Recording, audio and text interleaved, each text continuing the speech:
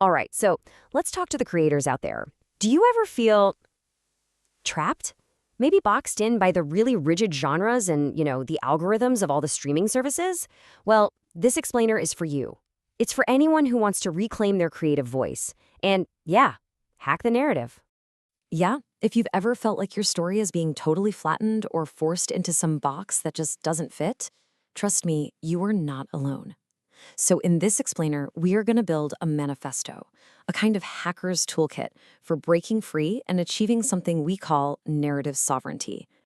But okay, first things first, before you can break out of any prison, you have to see it. You've got to identify its walls, understand its architecture, and most importantly, you have to give it a name. We call this prison the master script. Just think of it like the invisible code, the default operating system for storytelling in our culture. It lays down all these unspoken rules about whose stories get told, who gets to be the hero, and who gets pushed to the very margins. And, the absolutely brilliant Toni Morrison was one of the first to really decode the mechanics of this script. She argued that this whole idea of a universal hero, well, it's often built by pushing everyone else aside. A central character is created by silencing others. And building on Morrison's work, scholar Ebony Elizabeth Thomas mapped out this devastatingly common four-step cycle. And I bet you've seen it 100 times, right? A marginalized character shows up as a kind of spectacle. Their story pauses the main narrative, then they suffer some kind of violence for the hero's development, and then they just haunt the rest of the story like a memory. Recognizing this trap is the absolute first step to dismantling it. Realizing you're caught in the master script, that's not just some intellectual thought exercise. No, it triggers this profound internal shift, an awakening. And this is what we call the chrysalis phase. So we're often taught that the big creative journey is this outward quest, right? To go slay a dragon, like in Campbell's famous monomyth. But for those of us trying to break free, the journey is inward. Maureen Murdoch calls this the chrysalis phase. It's not about conquering the world, it's about descending into yourself to heal and find the pieces of your true self that the master script forced you to throw away. Your creative struggle, it's not a failure, it's a necessary transformation. This awakening really involves two crucial mental acts. The first one is all about looking backward. It's a process called ANAMNESIS. This is the radical act of remembering and reclaiming the history and the identity that the master script tried to make you forget. And the second act, well, it's about looking forward, metanoia. This is a total transformation of your perspective, using that reclaimed past as the very foundation to build a new future. You gotta have both to truly break free. So you've seen the prison, you've started that inner awakening. Now you need tools, actual practical weapons to actively dismantle the scripts. And we're gonna call these literary glitches. Your first tool is aporia. And the easiest way to think about it is just as a system pause.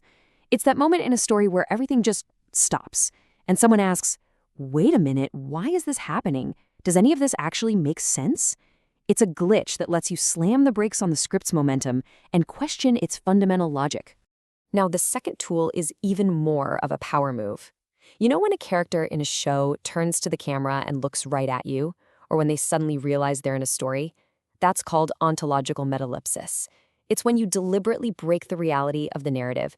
This just shatters the illusion and exposes the master script for what it is, a construct, a piece of fiction that can be edited, rewritten, or deleted entirely. And hey, this isn't just some abstract theory. Master storytellers use these techniques all the time. Let's look at a couple of incredible examples. So, take the novelist John Irving.